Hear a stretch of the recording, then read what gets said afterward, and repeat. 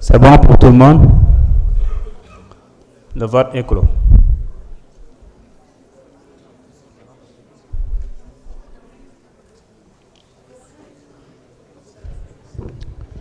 Sur 165, nous avons enregistré 141, dont 21 par procuration, 141 votants,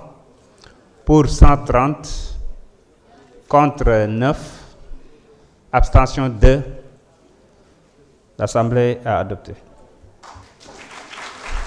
Monsieur le rapporteur, vous pouvez procéder à la lecture de l'article 2. Article 2. Mes chers collègues, nous avons reçu un amendement concernant l'article 2. Monsieur Abdoulaye Tall, vous avez la parole.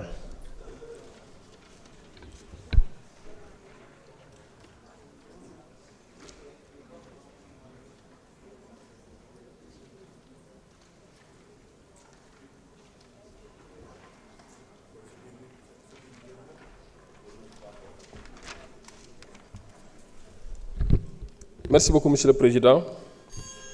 Monsieur le Président, nous avons une proposition d'amendement qui porte sur l'article 2 de la proposition de loi. Exposé sommaire des motifs. Le présent amendement poursuit un double objectif de clarification normative et de sécurisation juridique. En effet, il vise d'une part à mieux délimiter le champ d'application dans le temps de la proposition de loi, en précisant avec davantage de rigueur les situations juridiques auxquelles les nouvelles dispositions ont vocation à s'appliquer. Il tend, d'autre part, à garantir le respect de l'autorité des décisions juridictionnelles, en préservant les interdictions prononcées par les juridictions compétentes sur le fondement du Code pénal. En somme, cet amendement contribue à assurer une articulation plus cohérente entre le Code électoral et le Code pénal dans le souci de clarification et de sécurité juridique. Amendement, article unique. Les dispositions de l'article 2 de la proposition de loi sont modifiées comme suit. Les dispositions du dernier alinéa de l'article L29 du présent Code s'appliquent aux privations de droits électoraux intervenues antérieurement à l'entrée en vigueur de la présente loi, sous réserve des interdictions du droit de vote et d'éligibilité prononcées par les juridictions de jugement pour la durée fixée par la décision de condamnation. Chers collègues, ñun ñoo sakku pour gën a jàppandal li nga xamante ni moom lañ leen soumettre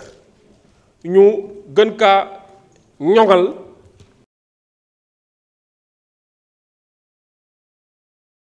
ñu proposé nag dafa am ñaar yu muy topp maanaam ñu fexe ba mbir mi leer ba na indi jiixi jaaxa ci xelu kenn waaye ñu mën a xam champ d'application bi nga xamante ni sànq ministre de l'intérieur wax na ko léegi comme dañuy wax rétroactivité te effectivement lu mën a nekk la pour mu bañ a indi jiixi jaaxa ba pare wane ni li ñuy def en tant que assemblée nationale tamit du gàllankoor li nga xam ni mooy li constitution ak loi yi may justice mu koy def looloo tax ñu defaraat lii nga xam ne mooy amendement bi ci kaw loolu daf may permettre ma ñëw tuuti ci rétroactivité bi li tax ma bëgg ngeen comprendre bu baax lii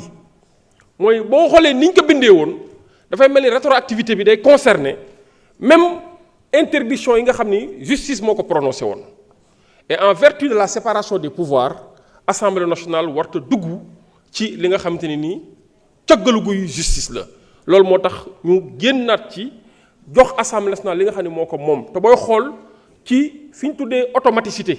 lañ koy bàyyi mais li nga xam ni il faut mu requérir un prononcé de décision un prononcé judiciaire loolu dañ koy bàyyi justice loolu moo tax ñu ni mbir mi faaw ñu soppi ko pour gën a kii pour en langage très simple et très imagé maanaam boo bëggee comprendre rétroactivité bi mu ngi mel ni tey jii boroom kër bu ni sama kër kalaa toog ci boolu ceeb bi di nga sol tubéy sol mbubu teg ci mbaxana takk montre takk ay verre ñu dem ba sa biir mu ni sama kër képp ku bëgg a toog ci boolu ndab li faaw nga sol tubéy sol mbubu sol mbaxana kon ki takkul verre te interdiction moo andi woon takk ay lunettes ak takk montre bu ginnee ni ginne naa ci montre ak ginne naa ci verre est-ce que ku takkul montre takkul verre du ñëw añ ci day ñëw añ ci looloo ko indi loolu mooy rétroactivité day dellu ginnaaw pour may ñi nga xam ne ni takkuñu montre takkuñu verre ñu ñëw mën a añ ci loolu kese la en terme imagier pour ngeen comprendre de façon accessible. Alors li ci des nag mooy ñu comprendre ne ñenn ñi nga xamante ni soo wëleegi ñu ngi fi ne di yuuxu lu ne ñu wax ko man doon naa xaar ci ñoom ba ñuy tàmbali ni ñu tolloon ci lim bu ñu demee ba war cee addu ñu tolluwaat noonu ci lim mais booy xool ñu ci bëri rocceeku nañ dem loolu mooy mbirum élection ñoru leen mbirum processus électoral ñoru leen mbirum code électoral ñoru leen peut-être caméra yi tàkk na lampe yi tàkk na peuple sénégalais baa ngi déglu moo tax ñu ñëw pour indi confusion li ci leen li mooy mënuñu ñoo imposer ñoom seen volonté te loolu dama bëgg ñu wax ko concertation oui mais coproduction du fi am du yéen la ñuy toogal ngeen ñu bind leen virgule bi nii bind leen phrase bi nii def leen fii point def leen fii point de virgule non mais concertation am na parce que rappelé nañ ko fii wax nañ ko fi waxaat ko fii dialogue yi fi am yépp ci sunu magistère ci wax ci mbirum élection wax ci mbirum justice woo nañ ci ñu bari ñi geddoon ñu fii ñëw toog di wax loolu nag ñoom la peuple sénégalais bi dina ko àtte mais lu ñu ci war a mën a bàyyi xel rek mooy ñu ni coproduction du am mais concertation moom yàgg naa am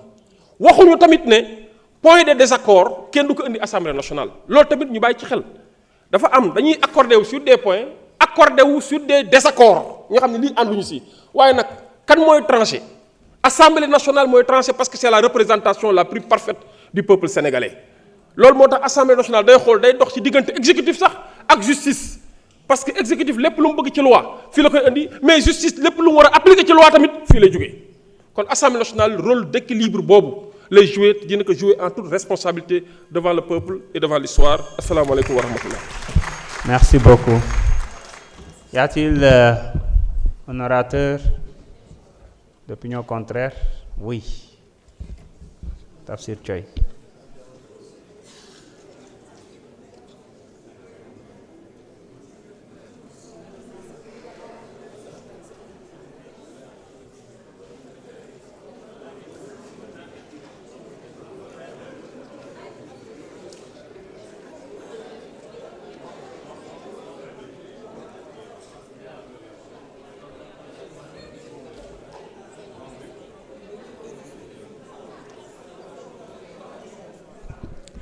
Je vous remercie, Monsieur le Président.